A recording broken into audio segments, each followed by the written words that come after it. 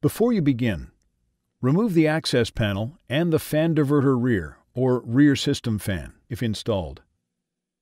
Note, the flex port accommodates a range of options, including DisplayPort or DP, HDMI, USB-C 3.1 Gen 2 with DP and Alt mode, VGA, and LAN.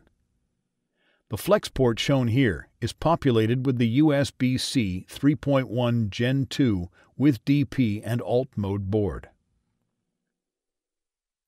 Removal. Remove the 3 P0 Phillips head screws that secure the flex port with USB-C board to the motherboard.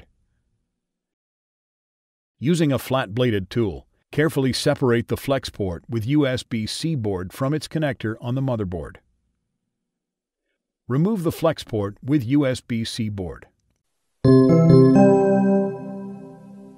Replacement.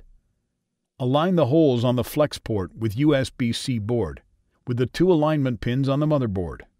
Firmly press the flex port with USB-C board into its position on the motherboard.